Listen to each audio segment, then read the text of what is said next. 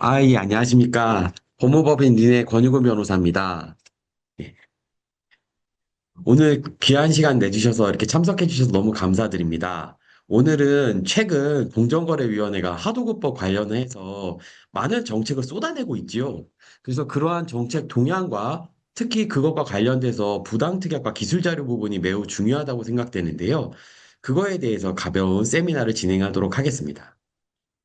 예, 먼저 저는 변호사 시험 합격 후에 공정거래조정원에서 약 7년간 근무를 하고 충정에서 2년 근무하고 현재는 법무법인 린에서 공정거래팀으로 근무하고 있습니다. 하도급 법학회에서도 활동하고 있습니다.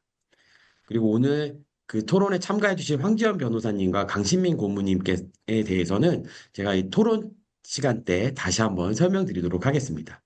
먼저 부당특약에 대해서 설명을 드리겠습니다. 먼저 최근에 공정거래위원회에서 부당특약과 관련된 많은 정책이 있었는데요. 그거와 관련된 정책 동향에 대해서 가볍게 말씀드리고 부당특약에 대해서 상세한 내용을 조금 설명드리도록 하겠습니다.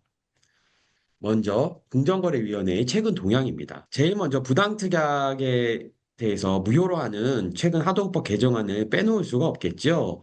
부당특약에 대해서는 하도급법 제3조의 4에서 규정을 하고 있습니다. 이번에 특히 3조의 4 제3항에서 그 새롭게 무효로 한다는 이 개정안이 통과돼서 현재 시행되고 있습니다. 보시면 1항, 2항, 3항에 대해서는 모든 것이 전부 다 전면적으로 무효가 되는 것은 아니고요. 여기 보시면 맨 아래쪽에 있는 이 3번 항목이 바로 이번에 새롭게 도입된 부분인데요. 그 위에 보면 2항의 1호, 2호, 3호에 대해서는 전면적 무효로 하고 4호에 대해서는 당사자의 현저하게 불공정한 경우에만 무효로 한다. 이렇게 개정이 되었습니다. 이렇게 두 가지로 나뉘었다는 점 주의하셨으면 좋겠고요. 사실 예전에 이번 개정안이 도입되기 전에는 울산지방법원 등에서 명시적으로 하도급법 부당 특약은 사실 무효가 아니라고 이야기를 했었죠. 그래서 사실 예전에는 조금 기묘한 결과가 있었습니다. 예전에 공정거래위원회에서까지 그 부당 특약이다라고 명시적으로 판단을 받았어도 수급사업자가 그에 따라서 바로 무효라고 주장을 할 수가 없었고, 일단 효력 자체는 유효하기 때문에 일단 이행하고 나서 다시 그거에 대해서 불법행위한 손해배상 청구를 하는 등 굉장히 기묘하고 번거로운 절차가 있었었죠. 그런데 이거는 당연히 고쳐져야 되지 않겠습니까? 그래서 공정거래위원회가 올해 초에 이것저것 여러 가지를 하겠다라고 했던 것 중에서 이거는 이미 통과가 된 거예요. 아주 잘 개정되었다고 생각을 합니다. 그래서 부당특약의 효력 자체를 그냥 무효화 시켜버려서 아직 이행하기 전에는 부당특약이다라고 하면 이거 무효이기 때문에 우리가 이행할 필요가 없습니다. 라고 이야기를 하면 되게 되었어요. 그리고 아무래도 불법행위에 기한 손해배상 청구보다는 아무래도 무효에 따른 부당이자 반환 청구권이 행사했을 때 훨씬 수급사업자 입장에서 입증이 용이하죠. 그래서 수급사업자 보호에 훨씬 더 많은 도움을 줄 것이라고, 실효적인 도움이 될 것이라고 생각됩니다. 부당특약 위반했을 때의 효과 한번 보시겠는데요. 이런 부당특약에 대해서 시정조치도 당연히 내려질 수도 있고요. 과징금. 과징금은 어떤 불법 행위에 있었을 때 그거에 따른 이득을 그대로 원사업자에게 남겨놓으면 원사업자는 어떻게 할까요? 손방망이 처벌이 내려졌을 때 만약에 과징금 1억, 그 불법 행위로 따른 이익이 1억 정도가 있다. 그런데 손방망이 처벌만 내려진다. 그러면 그 행위 계속 할까요? 안 할까요? 계속 하겠죠. 그래서 그거에 따른 불법한 이득, 부당한 이득을 뺏어가는 취지로 과징금도 맞을 수가 있고요. 벌금도 또 따로 별도로 내려질 수가 있습니다. 근데 사실 여기까지는 그렇게 중요하지 않을 수가 있어요. 왜냐면 사실 여기 오늘 들어오신 분들 다 전문가들 분들이신데 사실 가장 중요한 건 벌점이죠. 대기업에서 두려워하는 건 결국 벌점입니다. 그래서 이 벌점 산정 방식에 대해서도 굉장히 문의하시는 분이 많으신데 가볍게 말씀드리자면 시정 조치 유형별 점수를 산출하게 됩니다. 그래서 경고는 0.5점, 시정 광고는 1점, 시정 명령 중에서 좀 강한 건 좀 2점, 과징금 2.5점, 정말 좀 중대한 공정거래법 위반행위다. 그럼 한 3점 정도 됩니다. 참고로 그 최근에 그 하도급 대금 납분당과 연동제에서 거래당 지위를 남용한 행위를 하다가 탈법 행위를 하다 적발될 경우에는 벌점이 5.1점이어서 원 스트라이크 아웃이라는 거를 가볍게 추가적으로 말씀드리고요. 이렇게 일반적으로 벌점의 각 시정 조치의 유형별 점수가 일단 나온 다음에 그 점수를 경감하기도 하고 가중하기도 하고 누산해서 최종 벌점이 매겨지게 됩니다. 이에 대해서 어떤 분이 예전에 이런 질문도 하시더라고요. 벌점이 내려지면 영원히 가는 겁니까? 그렇진 않고요. 최근 3년간. 3년 동안에 해당하는 벌점만 계산하는 점, 요 점도 좀 주의하셨으면 좋겠습니다. 그래서 부당특약 같은 경우는 이렇게 벌점도 내려질 수가 있기 때문에 주의하셔야 됩니다. 더군다나 이렇게 부당특약에 대해서 무효다라고까지 했다는 공정거래위원회의 동향을 보셨을 때 이런 상황에서 부당특약을 설정한다? 아, 굉장히 위험하겠죠. 그래서 지금 당장 바로 강의가 끝나신 다음에 자체적으로 부당특약으로 인정되는 건 없는지 반드시 꼼꼼히 확인하셔야 됩니다. 특히나 공정거래위원회가 매년 서면 실태 조사를 실시하고 있어요. 그리고 이 부당특약 같은 경우는 계약서에 명시가 돼서 오거든요. 그래서 예를 들어서 원사업자가 그 공정거래위원회 조사를 받다가 왔는데 우리가 지금 부당 위탁 취소에 의해서 조사를 받고 있는 것 같다. 뭐 하도급 대금 중에서 특히 추가 공사 대금에 대해서 미지급에 대해서 조사를 받고 있는 것 같다. 그러면 어떻게든 로펌 입장에서는 이거를 좀 대응하고 합리적인 이유가 있다라고 이렇게 명시적으로 좀 디펜스가 조금 용이한데 상대적으로 부당특약 같은 경우는 계약서에 명시적으로 예를 들어서 일체의 추가 공사 대금을 인정하지 않겠다. 이런 부당특약이 명시적으로 만약에 딱 부동문자로 바뀌어서 들어오면 증거도 명백할 뿐만 아니라 사실 할 말이 별로 없습니다. 그래서 이런 부당특약 같은 경우는 사후적인 디펜스가 매우 어렵기 때문에 반드시 사전에 점검을 하셔야 돼요. 그리고 부당특약과 관련해서 10월 2일부터 시행이 됐기 때문에 앞으로는 더더욱이나 이런 입법의 추세 보셔도 부당특약에 대해서 오히려 더 강화돼서 처벌될 가능성이 있기 때문에 더더욱 주의하셔야 되고요. 특히 요새 노란봉투법 전방위적으로 아주 그 많이 이야기가 나고 특히 산업재해 뭐 이런 거 굉장히 관심이 많지 않습니까? 개인적으로는 사실 이 산업재해 부분은 사실 공정거래위원회의 메인 소관은 아니에요. 근데 이게 워낙 사회적으로 이제 이슈가 되다 보니까 공정거래위원회도 최근에 10월 29일이죠. 이거에 대해서 아주 중대한 행정 예고를 한 바 있습니다.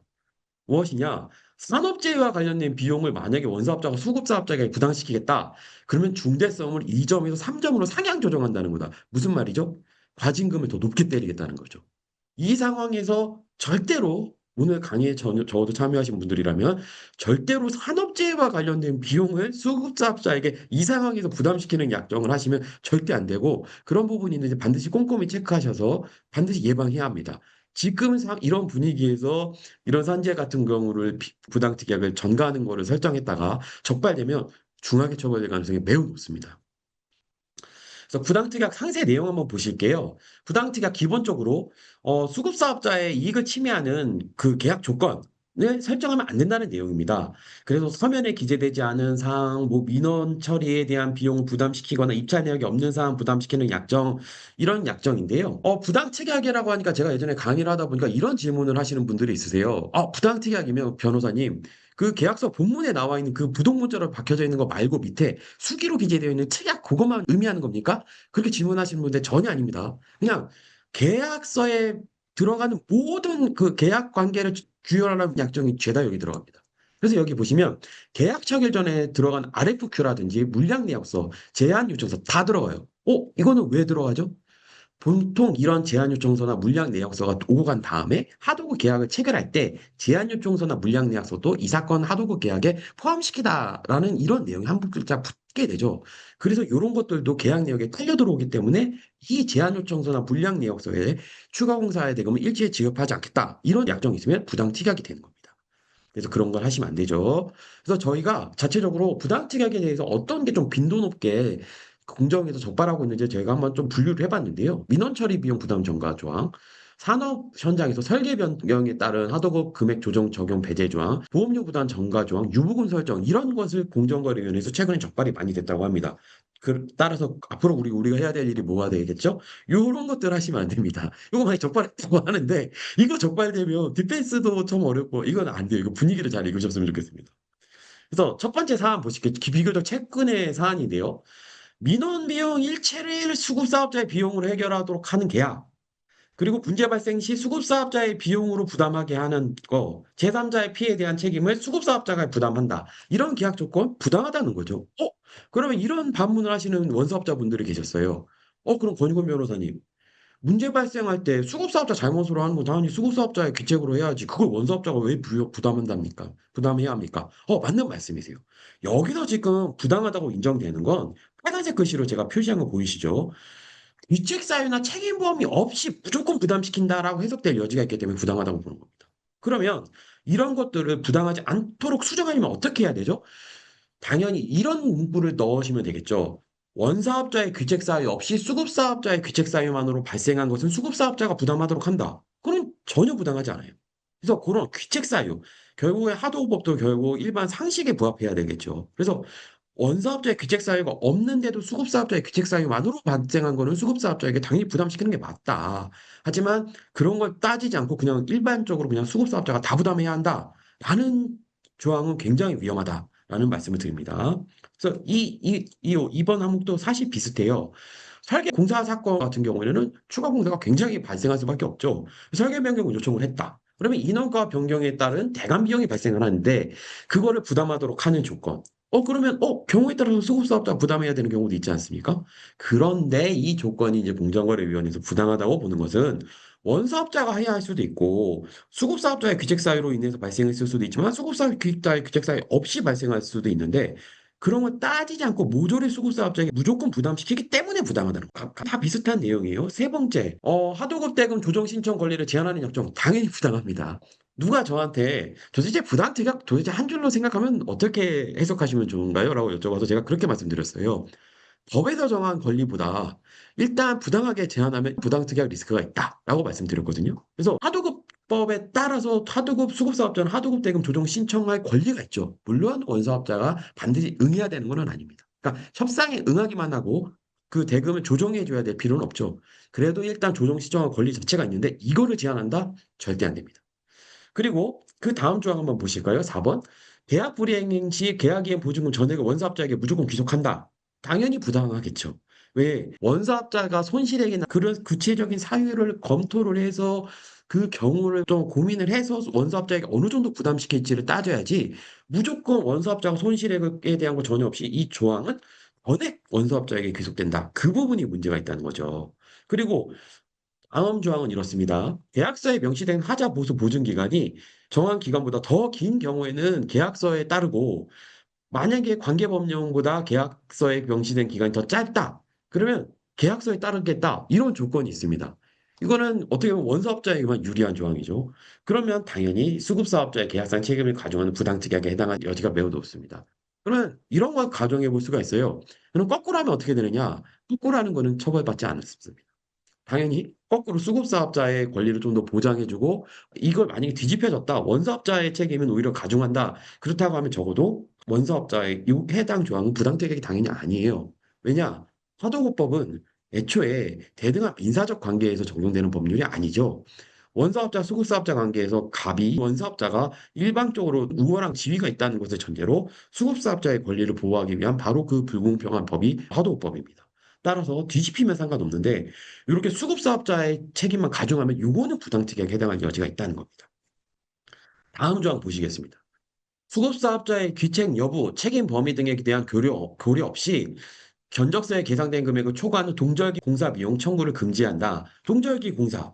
겨울에 건설 공사를 진행하다 보면 콘크리트 보양 공사 같은 게 반드시 필요하죠. 그 청구를 만약에 금지한다. 경우에 따라서는 금지하는 게 타당할 수도 있어요. 예를 들어서 10월에 입찰해서 11월부터 1월까지 공사가 진행되는 것이 예정되어 있었다. 그 경우에는 수급사업자 입장에서 당연히 동절기 보양 공사가 필요하구나라고 예측을 하고 들어오겠죠. 그 경우에는 수급사업자에게 부담시킬 수가 있을 겁니다. 하지만 이 조항은 어떻게 됐죠? 동절기 공사 비용이 초과 투입된 이유, 그리고 수급사업자가 예상을 했는지 안 했는지, 뭐 이런 것들을 전혀 고려하지 않고 그러한 구체적인 사실을 타당성이나 사실관계를 하나도 확인하지 않은 상태에서 무조건 수급사업자가 그 비용을 부담해라 라고 한 것이죠. 그거는 당연히 부당특약에 해당하는 겁니다.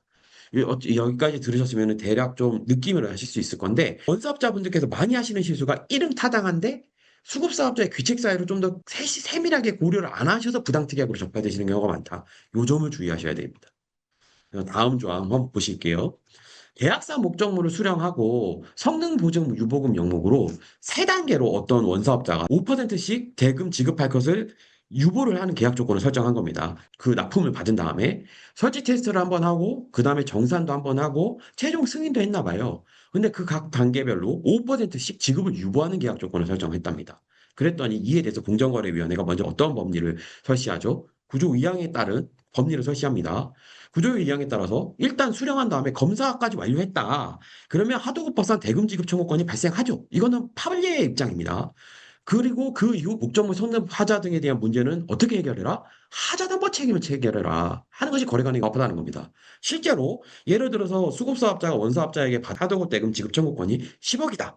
근데 문제되는 사건에서 하자에 따른 하자 손해배상 책임이 예를 들어서 한 4억이다. 근데 그거에 대해서 다툼이 있다. 그럼 하도급법 기본 개념은 어떻죠? 일단 10억은 주고 그 4억에 따른 하자에 따른 손해는 그거는 별도로 청구해라라는 것이 하도급법의 기본 그 컨셉이죠. 그런 거래 관행을 이야기를 한 다음에 뭐라고 보죠? 특히나 여기 설치 테스트 단계는 그럴 수 있는데 성능 보증과 전혀 무관한 정산 단계라든지 최종 승인 단계 확인서 발급을 하도급 대금의 지급과 결부시켰다. 그러면 13조에 따르면 우리 법에서는 수급사업자에게 어떤 권리를 부여하고 있죠? 수령일 날부터 60일 안에 무조건 대금을 지급해라라고 규정하고 있죠. 그렇기 때문에 그 권리를 부당하게 침해했다라는 겁니다. 그래서 그 조항을 전부 다 부당특약이라고 본 것이죠. 참고로 부당특약 고시 개정안에 기성금, 중공금에 대한 지급 유예 약정 등에 대해서 추가로 규정하고 있다. 이 점도 눈여겨서 보시기를 꼭 추천드립니다. 다음으로 2019년 290호 하도급 금액의 변경 없이 무조건 계약을 이행 완료하여야 한다. 부당합니다. 이거는 무조건 부당해요. 이거는 이런 조항을 갖고 오시면 디펜스 안 되고요. 금액이 있으면 당연히 변경은 해 주셔야 됩니다. 설계 변경에 따른 대금 변경을 제한하는 약정이라고 하는데 이거는 당연히 부당한 거예요. 물가 변동으로 인한 에스컬레이션 없다? 법에서 물가 변동에 따른 조정 신청권을 부여하고 있는데 오늘 웨비나에 오신 분들이라면 적어도 웨비나를 끝난 다음에 개별적으로라도 꼭 이런 계약 약정들이 있는지 다시 한번 체크하셔서 특히나 지금 제가 후반부에 설명할 것처럼 공정거래위원회가 최근에 하도급 정책을 쏟아지고 있습니다. 그래서 제 생각에는 개인적으로 가까운 시일 내에 공정거래위원회가 굉장히 고강도의 처벌을 할 것이 매우 확실하다. 그렇기 때문에 이 상황에서 뭐 부당특약, 특히나 산업원전에 따른 비용을 전가하는 이런 특약이 있으면 큰일 나죠. 시범타로 강하게 더 처벌되실 수도 있으니까 반드시 이런 약정이 없는지 확인하시기 바랍니다. 자, 여기서도 보시면 구매 사양서에 언급하지 않은 사항이 설치 및 성능 보장을 위해 필요하면 추가하여야 하며 추가 금액을 요구할 수 없다. 당연히 부당합니다. 애초에 이거는 하도급법 서면과도 연관되어 있어요. 기본적으로 하도급법상 원사업자는 수급사업자에 위탁을 하면서 서면에 무엇을 위탁할 것인지 구체적으로 적시를 해줘야 되죠. 근데 그런 부분에 대해서 전혀 급하지 않은 건데 그냥 무조건 어느 범위에서 어떻게 수급사업자가 알 수도 없는데 그냥 필요하면 추가해라? 당연히 부당합니다. 수급사업자 입장에선 도대체 사전에 어느 정도까지, 어느 범위까지, 어떤 사유에 의해서 내가 추가 공사 대금을 얼마만큼 부담할지 예상을 할 수가 전혀 없겠죠. 그렇기 때문에 그러한 거는 절대로 해서는 안 됩니다. 그리고 기상이변에 따른 공정 만회를 위한 돌관 작업, 시공사에 의해서 수행해라. 이것도 안 되겠죠. 천재지변으로 인한 거 책임을 수급사업자에게 부담시키면 안 된다는 약정이 있습니다. 이런 거 부담시키는 약정, 그런 약정 당연히 처벌받으시기 때문에 이런 것도 당연히 주의하셔야 합니다. 좀 특이하게 처벌 안 된다라는 조항이 있어서 제가 좀 오래된 판례이긴 하지만 그거 한 점 말씀드릴게요. 하도급법 구조 2항의 다른 내용으로 대금을 지급하기로 합의해도 부당특약이 아니라고 본 판례가 있어서 제가 요거는 공유를 해드립니다. 먼저 하도급법을 잘 아시는 분들이라면 하도급법 구조 유형이 굉장히 숨겨진 게 엄청나게 강력한 조항이라는 걸 다 아실 거예요. 왜냐? 하도급법 구조 유형을 보시면 목적물을 일단 수령한 날로부터 10일 이내 검사 결과를书면으로 통지하지 않으면 검사에 합격으로 한다고 보고 있거든요. 이 합격한 것으로 본다. 이게 무슨 뜻일까? 법원은 뭐라고 봤죠? 하도급법상으로는 적어도 대금 지급 채무가 존재한다고 봤죠. 이거 엄청 강력한 조문입니다.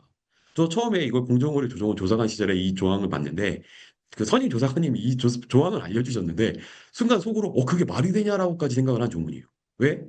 실제로 원사업자, 수급사업자 간의 건설공사 같은 게 일어나면 어떻게 되죠? 추가공사가 굉장히 빈번하게 일어납니다. 추가공사에 대한 기성부 통지 막 하죠. 근데 그 통지를 받았다고 해서 현장 소장이 그때마다 다 꼼꼼하게 검사를 해갖고 검사 결과 소면으로 통지를 해주나요? 안 하죠. 그러면 기성부 통지받은 날부터 그냥 수급사업자 이상하게 통지했네 하고서 그냥 가볍게 넘어가시면 어떻게 된다고요? 10일이 넘어가면 하도급 대금이 지급해야 됩니다. 추가공사 대금까지. 추가공사 대금도 포함된다는 게 법원의 입장이에요. 그러면 엄청 강력한 조문이거든요, 이게. 추가공사 대금 사실 원칙적으로 별도로 청구하려면 추가공사 대금의 규칙 사유뿐만 아니라 물량 및 단가에 대해서도 원래 수급사업자가 입증을 해야 되는데 실제 사건을 해보면 규칙 사유라든 단가는 어떻게든 입증하더라도 물량 입증하는 게 수급사업자가 사실 거의 불가능합니다. 공정거래조정원 등에 분쟁조정 신청하더라도 담당 조사관이 현장에 나가서 추가 공사에 따른 물량이 어느 정도 시공됐는지 사실 원사업자가 부인해버리면 조사하는 게 거의 불가능에 가까워요. 근데 그걸 가능하게 한 조문이죠. 그렇게 강력한 구조 이항이니까 얼핏 생각해 보면 이렇게 강력한 조문이기 때문에 이것과 반대되는 특약을 하면 당연히 무효이다라는 생각을 할 수도 있는데요. 사실 제가 그렇게 생각했습니다. 근데 그렇지 않다는 거죠. 실제 사안에서 접수한 다음에 3개월이 경과한 후에 금연과 제품 품질 및 하자와 문제점이 없을 때 비로소 1,460만 원을 지급하라라는 내용을 기재를 했습니다.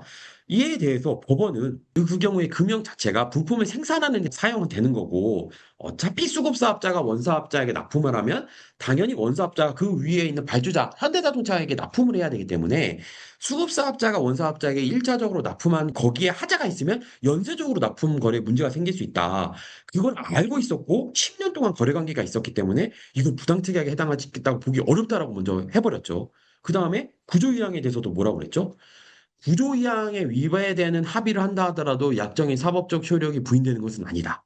오, 이거 굉장히 강력한 조문이라고 생각합니다. 판례라고 생각해요. 그래서 구조이항과 별도로 약정을 한다고 하더라도 사법상 효력은 부인되지 않기 때문에 일단 검사에 합격한 것을 전제로 해서 하도급대금 지급을 청구할 수 없다라는 판시예요. 요 점은 저는 꼭 중요하다고 생각하기 때문에 별표하시면 좋을 것 같습니다. 다음으로 그러면 도대체 부당 특약이 있을 때 위법성 어떻게 판단하느냐 수만 가지가 있는데 여기 보시면 제일 중요한 건 뭐죠? 통상적인 거래 관행 그리고 제일 중요한 건 수급사업자가 입은 불이익의 내용과 정도 사실 이 불이익이 어느 정도 받았느냐 그리고 관련 법령이 중요하죠. 법에서 정한 권리보다 다운시켰다 그러면 부당한 것으로 판단될 리스크가 일단 있습니다. 그래서 사전에 계약 부서에서는 법에서 정한 권리보다 다운시켜서 하시는 거는 굉장히 추천드리지 않고요. 실제 대기업들에서 제가 계약서를 확인해 보면 법에서 정한 권리 이상으로 보장을 하시는 경우가 많습니다. 다음으로 요새 아주 핫한 하도급법상 기술 자료가 나왔죠. 일단 하도급법상 사인의 금지 청구권 제도가 도입이 됐어요. 그 사인의 금지 청구권 제도가 무엇이냐? 사실 하도급법상 어떤 기존에 이런 금지 청구권이 없으면 하도급법상 어떤 위법한 행위를 받아서 피해를 입은 수급사업자가 권리구제를 받으려면 어떻게 해야 합니까? 법원에 가서 소송을 제기를 해야 돼요.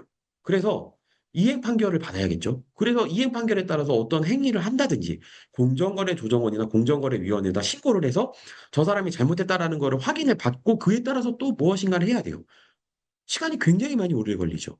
시간이 오래 걸린다는 단점이 있습니다. 그래서 금지청구권 제도를 도입을 한 건데요.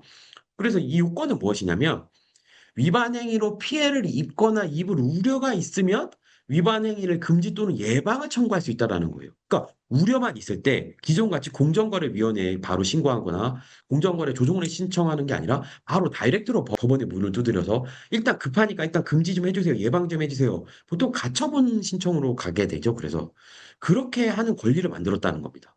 더 나아가서 기술 자료 같은 경우는 위반 행위를 조성한 물건의 폐기 또는 설비의 제거 같은 것이 함께 청구할 수 있도록 되어 있어요. 사실 이거는 상생협력법에는 이미 조항이 들어와 있었고요. 기술자료 부분에 대해서. 공정거래법에 대해서도 2020년에 들어와서 2021년부터 시행됐던 제도입니다. 그래서 일부 교수님 같은 경우에는 하도급법에 이 제도가 들어오기 전부터도 공정거래법에 규정이 있기 때문에 하도급법에 명문의 규정이 없더라도 금지청구권을 인정하자. 이런 교수님도 계셨어요. 근데 사실 법원에서는 그걸 인정하지 않았죠. 그래서 이걸 명문으로 데려온 겁니다. 그래서 하도급법상 금지청구권이 신설이 된 거예요. 최초 입법안에는 모든 하도급법 위반 행위에 대해서 전부 할 수 있게 되어 있었어요. 근데 이거에 대해서 아니 그러면 하도급 대금 미지급 같이 13조 같은 경우는 안 주는 건데 안 주는 걸 어떻게 금지하냐 비판이 있었죠. 그래서 그런 조항은 다 빠졌습니다. 그래서 지금 여기 보시는 이런 조항들에만 나와 있었는데요. 특히 기술 자료가 중요해요. 왜냐? 사실 이 조항이 들어오기 전부터 기술 자료 부분 때문에 이게 보완이 되어야 한다. 이런 논의가 굉장히 많았습니다. 왜냐하면 사실 하도급법상 기술 자료 요구를 금지하고 있는 조항이 있었는데요. 수급사업자의 입장에서는 사실 기술 자료를 뺏긴 것 같은데 이거를 권리구제를 받는 게 굉장히 어려웠었어요, 이전에는. 특히 법원에다가 소송을 제기하는 경우는 굉장히 패소할 가능성이 높았습니다. 원사업자 대기업이 수급사업자인 나의 기술 자료를 뺏어갔어요. 해서 법원에 손해배상 청구를 하게 되면 기술 자료를 정말 뺏어갔는지 수급사업자가 분해하는 것이 어느 거죠? 수급사업자는 제 경험상으로는 대기업이 자기의 기술 자료를 뺏어가는 것보다도 대기업이 자신의 기술 자료를 뺏어가서 자기의 경쟁 사업자에게 그 기술 자료를 제공했을 때 더 화가 많이 나더라고요. 그런 경우에 소송을 제기한다 하더라도 과연 대기업이 그 제3자에게 정말 기술 자료를 빼돌렸는가? 또는 대기업이 자신의 기술 자료를 가져가서 별도의 특허를 만든다든지 그것을 유용했는지를 입증하는 게 굉장히 어려웠어요. 더 나아가서 이게 기술 자료냐? 그걸 입증하는 것 자체가 굉장히 어려웠습니다.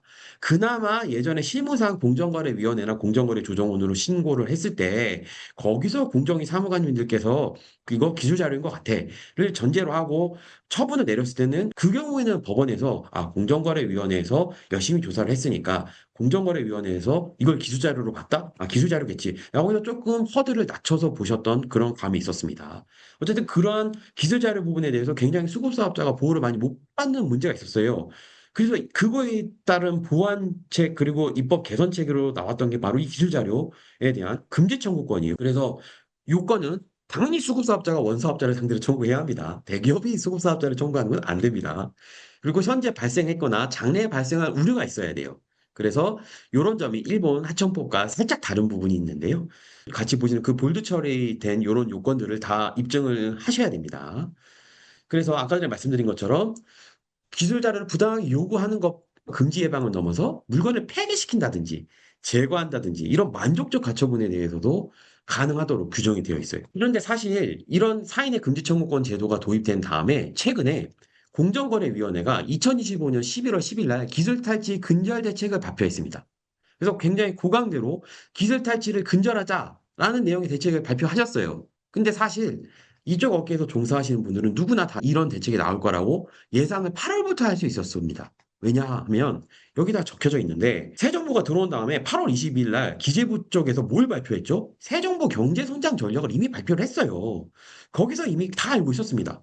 기술 탈취 현행 제도에 따르면 기술 탈취 수급사업자가 보호받지 못하고 있다? 이미 알고 있었어요. 그래서 어떻게 했느냐? 한국형 증거개시 제도도 도입하겠다. 그리고 기술탈취 손해배상 소송 시 법원의 공정거래위원회에 대한 자료제출 명령권 도입 등의 방안 제시가 이미 논의가 되어 있었습니다. 특히 중요한 게 공정거래위원회 자료제출 명령권이에요. 왜냐하면 기존의 제도에서 사실은 사인이 수급사업자가 대기업을 상대로 개별적으로 소송을 제기해서 기술 자료에 대해가 위법하다라고 해서 손해배상 청구해서 소송에서 이긴다? 굉장히 요원한 일입니다. 그래서 따라서 수급사업자들은 주로 누구에게 의지하게 되죠? 공정거래위원회에게 의지를 하게 돼요. 근데 공정거래위원회가 다 조사를 했어요. 공정거래위원회는 원사업자가 기술자료 탈취했다라는 증거자료를 갖고 있어도 기존에서는 어떻게 되죠? 수급사업자가 소송을 했을 때 그 자료를 공정거래위원회가 제공할 수 있었나요? 없었나요? 없었습니다. 왜냐? 공정거래위원회는 공무원이잖아요. 그렇기 때문에 비밀유지 의무가 있습니다. 그래서 그 자료를 민사소송에다 제공을 해줄 수가 없었어요. 그게 큰 단점으로 지적됐기 때문에 그거에 대한 제한이 이미 8월에 이미 들어와 있었습니다. 그 다음에 후속 조치로 9월 10일 날 중소벤처기업부, 산업통상자원부, 공정거래위원회, 특허청, 경찰청 다 들어가 있죠.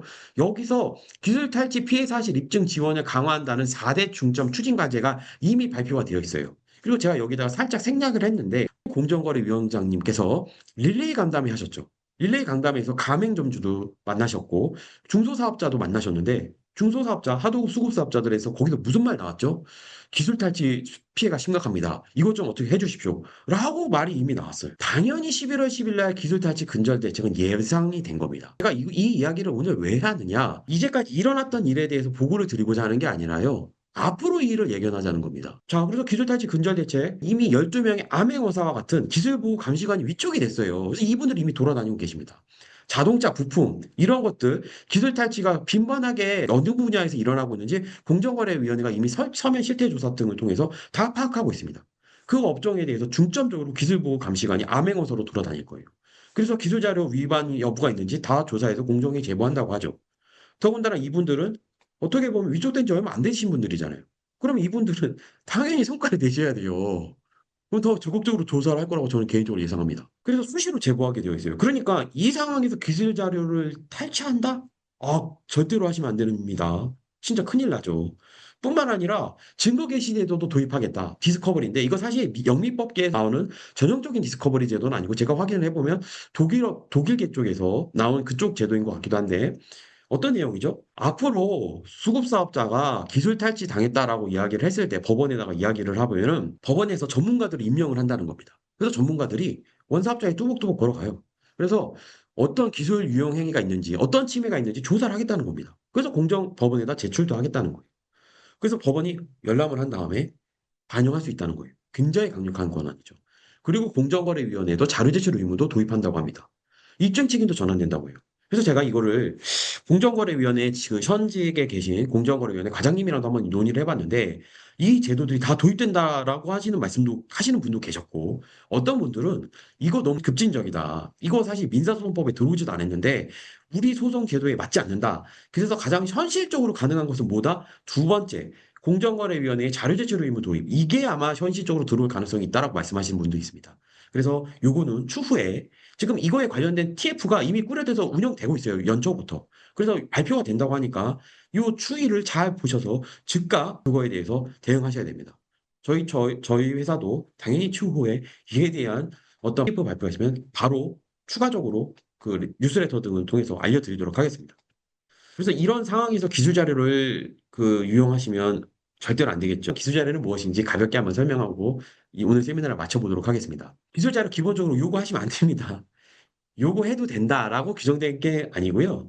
일단 1항을 보시면 일단 요구하지 말라는 겁니다. 다만 예외적으로 정당한 사유가 있을 때 요구하라는 거예요. 요구할 때는 뭘 해야 된다? 목적, 권리기속 관계 등 서면을 줘야 한다는 거예요. 제 개인적으로 공정거래위원회, 그리고 하도급법이 굉장히 사전에 서면 발급하는 거 굉장히 좋아합니다. 사실 실제 사건에서 들어가 보면 하도급 대금 미지급 등이 중요한데 그게 문제가 아니라 서면 발급 의무가 적발되기가 쉽잖아요. 기술 자료도 마찬가지입니다. 기술 자료가 일단 인정이 되면 서면 발급 의무 같은 경우를 안 했을 때는 적발이 너무 쉬워요, 이거는. 그래서 이거는 반드시 준수하셔야 돼요. 그래서 실제 어떤 사안에서는 원사업자가 요구 목적도 다 협의했고, 권리 기속 관계도 다 협의했고, 보상 관계도 다 협의를 했어요. 할 거 다 했는데 서면을 안 줬어요. 어떻게 보면 결정적인 실수죠. 그래서 과징금 받았습니다. 그 담당자 어떻게 됐을까요? 제 생각에 모르긴 몰라도 징계받았을 것 같아요. 그러니까 그런 일이 없도록 반드시 서면을 꼼꼼하게 작성해서 하셔야 됩니다. 뿐만 아니라 기술 자료라는 게 뭐죠? 비밀이라는 거죠, 비밀. 그 비밀이고 유용하고 중요한 거니까 그것을 원사업자가 어쩔 수 없이 부득이하게 받아도 아무나 볼 수 있게 하지 말고 외부로 유출하지 말아달라 이런 내용이죠. 그래서 비밀 유지 계약도 체결해야 되고요. 어떤 특정 목적을 위해서 기술 자료를 받았는데 받아보니 너무 좋은 것 같아. 그래서 그거를 수급사업자의 동의 없이 다른 기술 개발하는데 그거를 이용한다는 행위. 이거 굉장히 많이 적발됩니다. 보셨던 요런 제도들 디스커, 입증 책임 전환, 이쪽에서 특히 입증 책임, 요게 무슨 말이냐면, 추후에는 이게 문제가 되면 이 대책의 요 포인트가 뭐냐면, 추후에는 원사업자 대기업이 예전과 다르게 실제 내가 개발한 기술은 이랬고, 이게 수급사업자의 기술과 오해 다른지를 앞으로 대기업이 입증하도록 전환시키겠다. 그런 내용이에요. 그러니까 이런 내용도 꼭 잘 보셨으면 좋겠어요. 그런 내용도 제3자에게 제공하는 거 수급사업자가 제일 싫어합니다. 이런 거 주의하셔야 됩니다. 이런 내용으로 규정이 되어 있어요. 그래서 그리고 또 어떤 분이 살짝 예전에 이와 같은 질문하셨는데 보통 하도급법이 위탁한 이후의 행위가 많이 문제가 되지 않습니까? 위탁이 없으면 당연히 하도급법이 적용이 안 되는데 기술자료 요구 같은 경우는 하도급 체결과 동시에 있을 경우에도 적용이 대상이 됩니다. 그래서 이런 시점 범위에 대해서도 착오 없으시길 바라겠고요. 기술자료 그럼 도대체 뭐냐? 실제로 사건에 들어가면 기술자료인지 여부가 굉장히 문제가 되기도 하죠. 두 가지입니다. 비밀관리성, 경제적 가치성 두 가지예요. 그래서 상생협법에서는 비밀관리성은 요구하지 않죠. 그것과 좀 대비해서 보시면 되고 경제적 가치를 보시면 같이 한번 보시죠. 재료 수리 시공 용역 수행 방법에 관한 정보 자료. 당연히 경제적 가치가 있습니다. 이런 거 다 중요해요. 근데 사실 실무적으로는 공정거래 조정원 조사관 등의 경우에는 그분들께서 하도급법의 전문가지 기술에 대한 정보, 그 전문가가 잘 아니에요. 그래서 왜 뭐 도면 같은 게 나왔는데 뭔가 막 복잡한 서류 같은 게 나와 있고 뭔가 기술에 대한 것 같다? 그러면 일단 이런 인정할 가능성이 매우 높습니다. 이런 거 주의하셔야 돼요. 그러면 실질적으로 중요한 건 뭐가 되겠죠? 비밀관리성 여부가 되게 중요하겠죠. 그럼 비밀관리성 뭘로 판단할까요? 뒤에 보면 여러 가지 요건을 다 고려하도록 하고 있는데 실질적으로는 컨피덴셜이라고 박혀 있는지가 굉장히 중요합니다. 그래서 혹시라도 공정거래조정원에서 분리조정 신청이 들어왔다. 그러면 어떤 도면 같은 자료가 제출됐는데 컨피덴셜이라고 박혀져 있는 도면이 나갔다? 그럼 공정거래조정원에서는 적어도 기술자료라고 볼 가능성이 매우 높다라는 점을 주의하셨으면 좋겠습니다. 그리고 경제적 유용성이 있어야 돼요. 당연히 유용하지 않은 거는 당연히 자료가 아닙니다. 아, 이렇게만 말씀드리면 굉장히 쉽죠. 근데 실제 사안을 보면 그렇지 않습니다. 현재 사용되는 것뿐만 아니라 앞으로 사용될 것도 다 포함하고 있어요. 특히 중요한 게 뭐죠? 다 알고 계시다시피 CPR 연구 데이터, 실패하면 이게 왜 경제적으로 가치가 있냐? 이건 기술 자료가 아니다라고 말씀하실 수도 있어요. 하지만 사실 그렇지 않죠. 예를 들어서 대기업이 수급 사업자 A에게 이것 좀 개발해와 라고 개발을 시켰습니다. 그런데 그 사람이 왕창 실패만 했어요. 근데 그 실패 데이터를 갖고 있어요. 그러면 대기업은 그걸 갖고서 다시 한번 따로 혼자서 단독으로 기술 개발을 진행하거나 다른 수급업자 B에게 만약에 제공을 하면 어떻게 되죠? 이미 실패했던 그 내용은 적어도 반복을 안 하지 않습니까? 그 면에서 경제적 가치가 있다고 하는 거예요. 따라서 그것도 기술 자료가 됩니다. 전형적으로 되는 거예요. 따라서 실패한 연구 데이터 만약에 유용하셨다? 그러면은 이미 명시적으로 기술 자료라고 공정위가 보고 있는데 그 실패한 연구 데이터라고 만약에 유용하셨다. 그러면은 참 방어하기가 굉장히 까다롭고 어렵겠죠. 그러니까 절대로 하시면 안 됩니다. 자, 비밀 관리성. 그래서 보시면은 컨피덴셜이라고 박혀 있는지가 굉장히 중요하고요. 대상자나 접근 방법을 제한했는지도 매우 중요해요.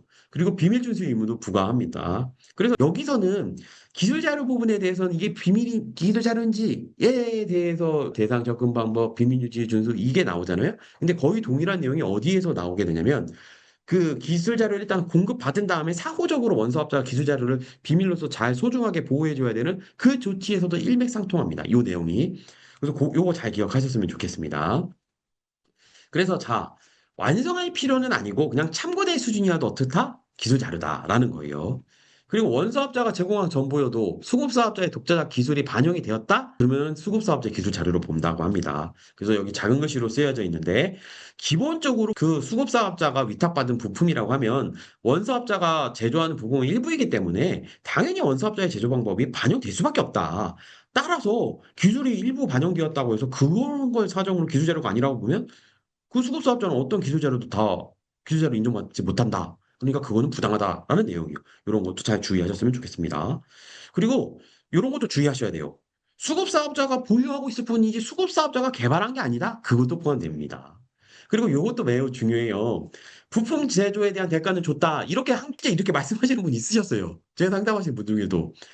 권익금 변호사님, 제가 대기업 원사업자인데요. 수급사업자한테 부품 제조에 대한 대금은 줬어요. 그러면 기술 자료도, 이거 당연히, 이거 기술 자료가 뭐죠? 부품을 제조하기 위한 거 아닙니까? 그럼 이것도 당연히 우리가 돈 줬으니까 이거 우리 거 아닙니까? 라고 얘기하는데 아니랍니다. 대법원에서 명시적으로 판단했어요. 부품 제조에 대한 대가는 대가이지 기술 자료에 대한 대가가 아니다라는 거예요. 그러니까 이 5번 항목도 실제로 제가 퀘스천을 받았던 내용이에요. 이러니까 기술 자료 자체를 이전받아 소유권을 취득한 경우는 당연히 수급사업자 자료가 아니죠. 소유권이 넘어왔으니까 이거 내 거잖아요.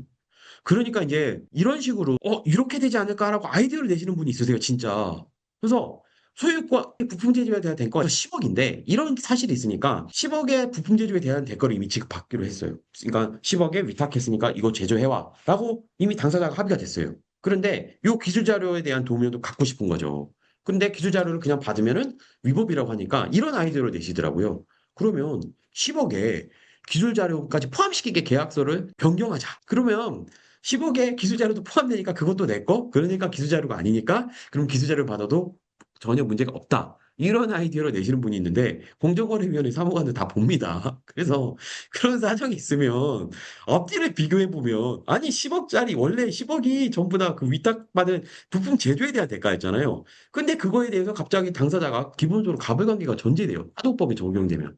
가불관계에서 갑자기 별다른 사유도 없이 부품 제조에 대한 대가 9억 7천.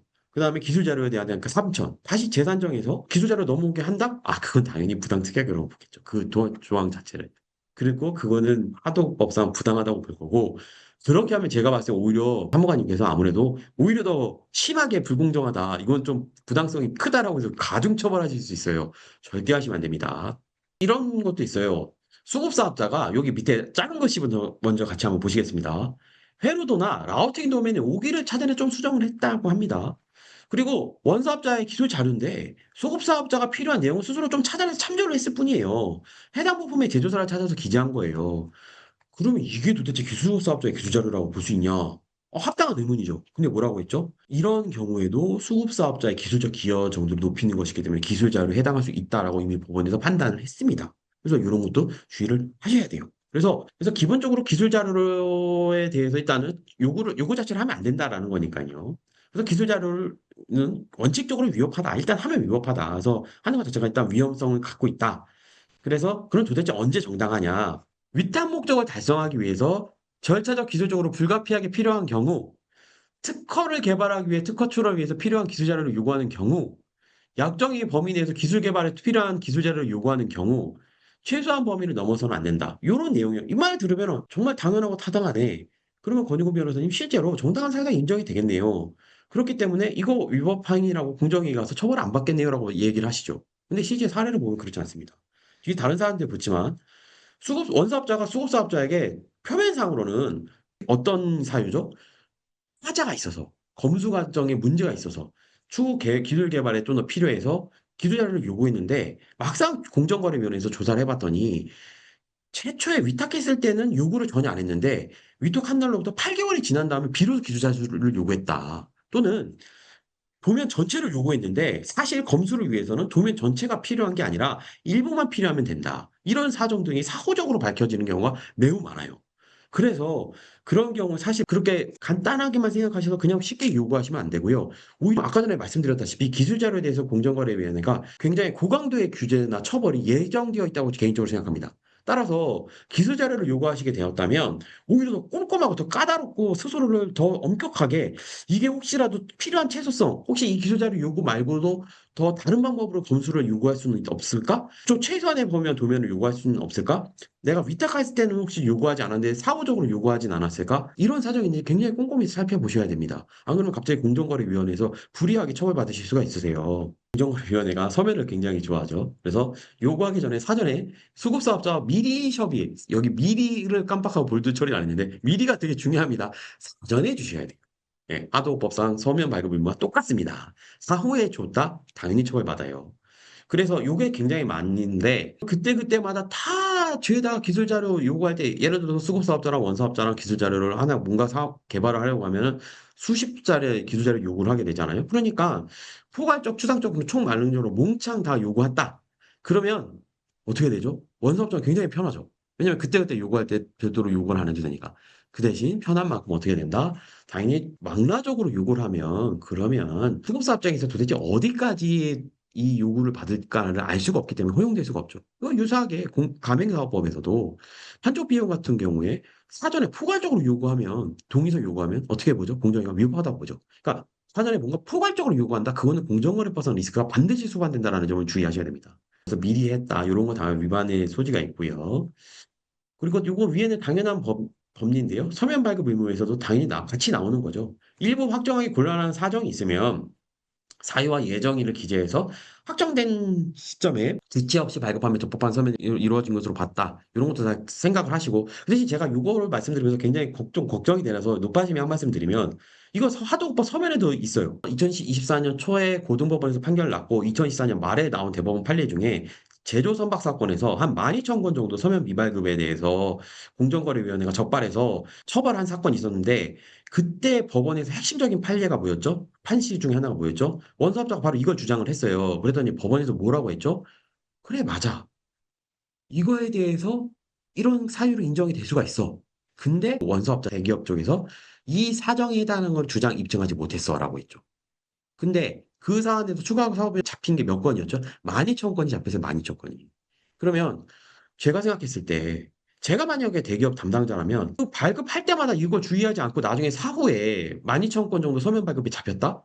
그때 가서 왜 이런 사유가 있었는지 일일이 작성은 저는 불가능하다고 봐요. 왜냐하면 그 사건만 봐도 그 문제가 되는 배는 이미 진즉이 완성이 됐어요. 그래서 5대양 6대제로 떠돌아다닙니다. 그 배를 어떻게 갖고 올 거예요? 어떻게 할 거예요? 그걸 갖고 다시 해체할 겁니까? 무슨 말을 드리고 싶냐면 이런 사정이 있으면 그때그때마다 담당자가 즉시 맞서면 해놓지 않으면 나중에 실무 담당 법무팀에서 대응하는 게 굉장히 어려워요. 이것만 믿으시면 안 된다라는 거 굉장히 주의하셨으면 좋겠습니다. 그리고 협의가 제일 중요한 건 뭐죠? 제가 검정색으로 중요한 게 결국 협의에서 제일 중요한 건 돈입니다. 돈. 그래서 기술 자료에 대해서 뭔가 줬다라고 하면 그거에 따른 돈이 제일 중요해요. 그래서 기술 자료를 받았다고 하면 그거에 따른 충분한 대가가 지급되었는지가 제일 중요합니다. 그래서 이런 기술 자료 요구할 때 어떻게 해야 되는지에 대해서 이렇게 예시도 있으니까요. 한번 참고하시면 좋을 것 같습니다. 비밀유지 계약서도 작성하셔야 돼요. 그래서 언제까지? 제공받는 날까지. 항상 사전 서면문을 좋아합니다. 그래서 어떤 의무고, 목적의 사용이 금지하고, 누가 보유할 것인지도 중요해요. 그래서 보유할 여기에 제공되어 있는 기재되어 있는 임직원 이외의 제3자가 만약에 가지고 갔다 확인했다 그러면이 확인되면 그것도 위반입니다. 권익금 변호사님 그걸 어떻게 수급사업자가 알죠? 경험상 다 알더라고요. 왜냐하면 원사업자, 수급사업자가 사실 문제가 터지기 전에 공정거래위원회나 공정거래조정원에서 분쟁이 터지기 때문에 굉장히 친한 관계가 많으시더라고요, 의외로. 그래서 근데 나중에 녹취록을 들어보면 그러니까 거의 형님 동생 하시는 경우가 많아요. 그래서 속의 이야기 다 하십니다. 그래서 술 한잔 하시면서 아 사실 나도 이번에 기술 자료 제공해 준 거 나도 봤다. 이렇게 말씀하시는 경우가 있어요. 녹취록에 그대로 제공돼서 나옵니다. 네, 그래서 항상 주의하셔야 돼요. 네, 그런 거 주의하셨으면 좋겠고 제공받아 보유할 임직원 명단 이런 것도 중요할 수가 있다라는 거 주시하셔야 되고요. 수급사업자가 또 다음으로 제일 싫어하는 유형이죠. 그래서 정당한 사유로 형법의 형사상으로도 마찬가지죠. 당초 정당한 사유로 취득했다 하더라도 사후적으로 부당하게 사용하면 당연히 또 이것도 처벌받습니다. 그래서 이런 원사업자 측에서는 굉장히 이런 유혹을 많이 느끼실 것 같아요. 기술자를 받았는데 아 이거 꽤 괜찮아. 그래서 요거를 가지고 내가 독자적으로 좀 유사하고 더 좋은 특허를 받아 더 좋은 제품을 생산해 처벌받을 가능성이 매우 높습니다. 당연히 사전에 동의를 받으셔야 돼요. 특히 법무부와 법무팀과 법무부가 반드시 사전에 협의를 하시기 바랍니다. 그리고 요거 맨 마지막 줄은 요거는 다른 법리에도 다 적용되죠. 수급사업자의 실질적인 손해가 발생하지 않더라도 법 위반입니다. 요건 사실 하도급 서면 미발급에서도 마찬가지로 적용돼요. 하도급 서면 발급, 추가 공사에 따른 작업이 있기 전에 반드시 교부를 해야 되죠. 근데 추가 작업이 발생한 다음에 하루나 3일 있다고 해서 수급사업자에게 어떤 피해가 있나요, 없나요? 없습니다. 사실 수급사업자 입장에서는 추가 공사가 발생했어도 시키는 대로 하고 그다음에 돈을 제때 받으면 손해는 없어요. 하루 3일 늦게 교부 받아봤자 아무 손해가 없습니다. 하지만 법원은 그러한 원사업자 측 항변을 인정하나요? 안 합니다. 왜? 수급사업자의 실질적인 손해가 발생 안 해도 하도급 위반은 위반이다라는 거죠. 수급 기술 자료에서도 마찬가지 법리가 적용되는 걸 유의하시기 바랍니다. 그래서 입찰 제안서에서 포함된 거 유용하셔야 됩니다. 그러니까 여기 적혀 있는 예시에 적혀 있는 걸 적발당했다. 아, 그러면 정말 참 난감합니다. 그러니까 절대로 여기 적혀지는 예시는 이미 공정위도 알고 모두 다 알고 있는 그 부당한 기술 자료이기 때문에 절대 하시면 안 돼요. 거래 개시를 위해서 원 수급 사업자가 딱 보여주는 경우가 있어요. 그 열람하고 그 도용했다? 안 됩니다. 부품 승인 과정에서 기술 자료를 받았는데 아, 이거 너무 많이 수급 사업자가 뭐 돈을 많이 받는 것 같아. 그래서 납품 가격을 경쟁시키기 위해서 수급 사업자의 경쟁 회사에 기술을 제공하는 경우가 많이 있다고 알고 있습니다. 하시면 안 됩니다. 밑에 내용은 한번 보시면 될 것 같아요. 비밀 유지 의무 위반했다 당연히 위반이고요. 행동 협력 특히 뭐 R&D라든지 뭐 여러 가지로 공동으로 협력을 해갖고 우리가 한번 시장에서 획기적인 변화를 해보겠다. 우리 한번 잘해봅시다. 하고 공동으로 기술 개발하시면 끝까지 가시는 게 가급적이면 좋습니다. 물론 수급사업자가 현저한 이행 불능의 사유, 뭐 파산이라든지 능력 부족이라든지 수차례 이행 지체 그러면 당연히 해지하면 되는데 그런 경우가 없으면 웬만하면 끝까지 같이 가시면 좋고요. 해지하더라도 그 기술, 수급사업자의 몫으로 기술된 거는 그것을 유용할 경우에는 굉장히 큰 리스크가 있다라는 걸 주의하셔야 됩니다. 그리고 수급사업자가 자체적으로 개발한 거 당연히 주의하셔야 되고요. 그리고 기술 자료를 봤는데 기간이 정해져 있는 경우가 있어요. 그것이 기간이 넘어갔으면 폐기하셔야 됩니다. 나머지는 뭐 앞에서 나왔던 말이니까 생략하도록 하겠습니다. 위반 시 조치 앞에 거는 똑같습니다. 네. 손해배상의 좀 특징이 있는데요. 결국 벌점이 주의하셔야 됩니다. 그래서 오늘 제가 준비했던 내용은 여기까지고요. 다음으로 토론 진행하도록 하겠습니다. 그래서 오늘 토론에 참가해 주실 분들 먼저 설명을 해드릴 거고요. 혹시 궁금하신 점이 있으시면 채팅창을 통해서 질문 남겨주시면 마지막에 질의응답 시간 통해서 답변 드리도록 하겠습니다. 그럼 오늘 토론을 위해서 귀한 시간 내주신 패널분들 소개해 드리도록 하겠습니다. 먼저 강신민 고문님 소개해 드립니다. 강신민 고문님께서는 공정거래위원회에서 30년간 다양한 사건을 하신 대랑이십니다. 그래서 건설하도급 과장, 시장감시국 제조국 감시 과장, 경쟁 제한 규제 개혁 단장 등을 역임하셨습니다. 다음으로 황지연 변호사님 소개해드리겠습니다. 황지연 변호사님께서는 고려대학교를 졸업하시고 이화여대 로스쿨을 졸업하신 후에 현재 법무법인의 공정거래팀 변호사로도 활동하고 계십니다. 안녕하십니까. 황준 변호사입니다. 바쁘신 와중에 토론에 참석해 주셔서 감사합니다. 오늘 발표드린 내용과 관련하여 먼저 강신민 고문님께서 최근 공정거래위원회 조사 동향에 대해서 말씀 주시겠습니다. 네, 권중윤 변호사님 수고하셨고요. 오늘 많이 강조된 부분이 이제 기술 자료 요구, 유용이 부분이 이제 추가되는데 제가 한마디만 더 드리고자 하면은 이 기술 자료다 아니다를 누구 기준으로 판단하냐는 겁니다. 그래서 보통 온사업자는 대기업, 수급사업자는 중소기업인데 온사업자가 자기 기준에 판단해서 이거 별거 아니잖아. 이거 그냥 뭐 달라 그래도 되겠네. 이렇게 해서는 안 된다는 거죠. 그래서 중소기업 입장에서 이제 유용성, 경제 가치를 따져야 하는데 일례를 들어서 이제 그 화학회사가 이제 시정 조치를 받은 적이 있는데 전기자동차용 배터리에 라벨을 붙이는 하도급이에요. 그 라벨을 제작해서 생산하는 건데 이 배터리 회사 입장에서도 그 라벨은 전체 매출의 0.0001%다 뭐 아주 경미한 부분이에요. 뭐 누구든지 풀로 붙이면 되는 거 아니냐 이런 가벼운 생각에서 그 라벨링 기술을 달라고 했고 그러나 그 라벨링 회사 입장에서는 그 라벨링이 자기 매출의 100%예요. 그리고 그 라벨을 하면서도 접착제를 얼마나 뭐를 수 얼마나 균일하게 붙이냐에 따라서 이제 영구적으로 이제 이게 부착이 되는지 이런 것도 하나의 이제 기술인데 이거를 전체 매출액에서 배터리 만드는 회사니까 이거 음극재, 양극재도 아니고 그 이제 기술이 아니라고 판단을 했었는데 문제는 그 수급업자의 입장에서 판단을 해야 되고 결국은 이게 대단히 중요한 기술로 판단이 되어가지고 제재를 받았다 하는 걸 이제 교훈을 좀 삼아줬으면 좋겠고요. 최근에 이제 공정거래위원회에서 조사관들 한 130명도 증언을 하면서 주로 이제 하도급 등 가불 관계에 내용부터 많이 투입을 할 겁니다. 그래서 이 하도급이나 기술 자료 이 부분 좀 더 신경을 써야 될 것 같은데요. 저 12월 15일에 그 금년도 서면 실태 조사 결과가 발표가 됩니다. 발표가 되면 때 체킹 당한 이제 원사업자를 중심으로 공정거래위원회에서 편집할 거예요. 그죠? 자진 시정하라. 이렇게 편집할 건데 거기서 자진 시정이 안 되면은 그다음에 내년도에 직권 조사로 넘어가게 되는데 지금 현장 조사 인력이 대거 보충되어 있기 때문에 예년의 어떤 그런 것보다는 상당히 조금 강도가 높지 않을까 그렇게 생각이 됩니다. 그래서 그 부분 이제 특히 조심할 필요가 있다 이렇게 말씀을 드립니다. 강시민 고문님 정말 귀한 말씀 감사드립니다. 역시 공정위에서 다년간 근무하셔서 이 귀한 말씀을 주실 수 있는 것 같습니다. 다음으로 우리 황지연 변호사님께서 토론 주시겠습니다. 이번에 도입된 사인의 금지 청구권 제도와 관련하여 말씀드리겠습니다. 그 공정거래법에서 이미 2020년도에 사인의 금지 청구권이 도입되었음에도 실제 활성화되지 않은 것으로 알고 있는데요. 그 원인이 무엇이라고 생각하시는지 궁금합니다. 아울러 하도급법상 사인의 금지 청구권 제도가 활성화되기 위한 방안에는 무엇이 있을까요? 예, 변호사님. 그 예리한 질문 감사합니다. 공정거래위원회 내부 TF에서 제일 먼저 이걸 물어봤다고 합니다. 아무래도 공정위에서도 당연히 공정거래법에서 들어왔던 제도를 하도급법에서 들어오면 제일 먼저 확인하는 게 뭘까요? 그럼 공정거래위원회에서 그 제도가 활성이 됐었는지를 물어봤다고 합니다. 내부적으로. 그랬는데 그 사유는 아무래도 활성화 안 될 거는 이제 법원에서 좀 경직된 스탠스를 취하고 있죠. 그래서 사인의 금지 청구권은 사실 실질적으로 어떻게 되죠? 사인의 금지 청구권을 피보정 권리로 해서 가처분을 청구하게 됩니다. 그런데 그 가처분에 대해서 인용할 때 그 피보정 권리 인정 여부를 기존 공정거래법 일반 위법성 인정 요건과 동일하게 요구를 하고 있더라고요. 더군다나 특히 만족적 가처분, 그러니까 가처분 자체만으로도 실제 원하는 결과를 모두 얻을 수 있는 폐기 이런 경우에는 그 성격 때문에 법원에서 고도의 소명을 요구하고 있었어요.